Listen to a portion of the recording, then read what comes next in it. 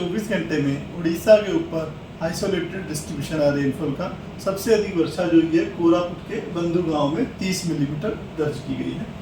Maximum temperature की बात करें तो हाईएस्ट टेम्परेचर बोध में 41.9 डिग्री सेल्सियस दर्ज किया गया है, भुवनेश्वर में 35.9 डिग्री सेल्सियस और कटक में 35 डिग्री सेल्सियस मैक्सिमम टेम्परेचर दर्ज किया गया है। अन्य जगहों में झारसुगुड़ा में 40.2, मलकानगिरी में 40.1 और तितलागढ़ में 40 डिग्री सेल्सियस दर्ज किया गया है तापमान।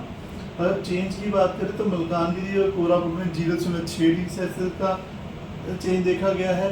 अनुगुल में नीचे गिरा है तापमान, 5.6 डिग्री सेल्सियस नीचे रहा है तापमान कल के मुकाबले। एल्चर में भी -4 से 2 डिग्री सेल्सियस चेंज देखा है। भुवनेश्वर में -0.9 का और कटक में -1.4 डिग्री सेल्सियस का चेंज ऑब्जर्व किया गया है।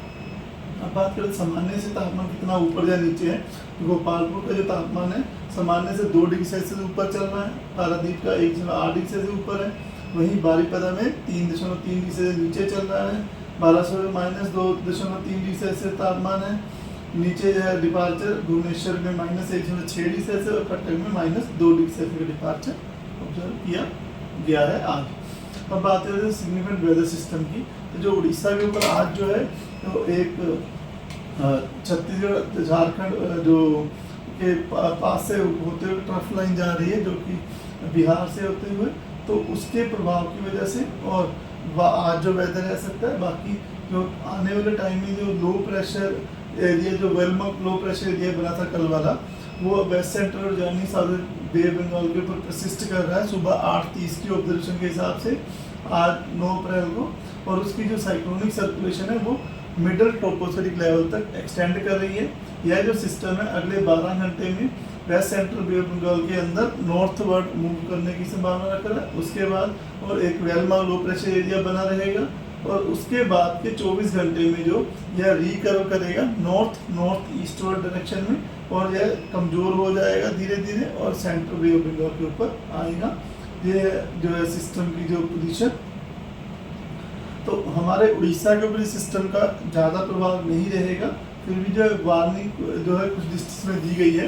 आज डे 1 में जो हमारे सुंदरगढ़, केओंझर, मयूरभंज, कोस्टल उड़ीसा के डिस्ट्रिक्ट, रायगढ़, कोरापुट, मलकानगिरी, इन डिस्ट्रिक्ट्स में थंडरस्टॉर्म विद लाइटनिंग और gusty service wind speed 30 to 40 km रह सकती है। लाइट टू मॉडरेट रेनफॉल होने की संभावना है, इसकी वजह से येलो वार्निंग दी गई है।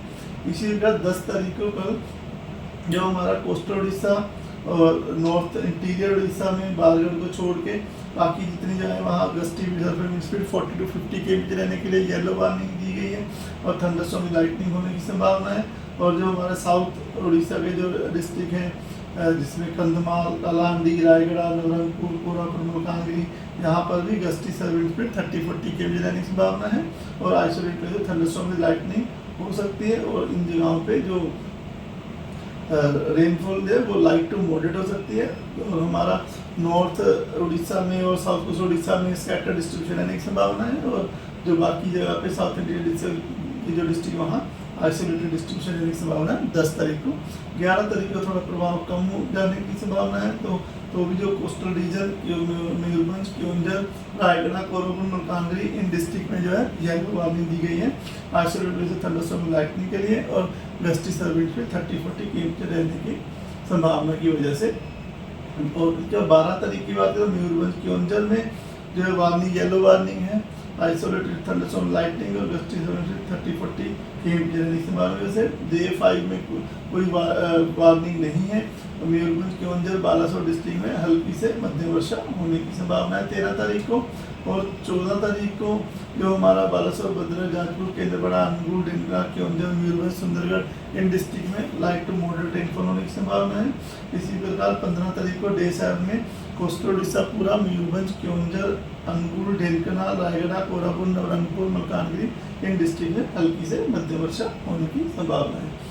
अब बात करें टेम्परेचर फोरकास्ट की, तो टेम्परेचर फोरकास्ट में अगले 4-5 दिन में ज़्यादा बदलाव नहीं देखा जा सकने की संभावना है।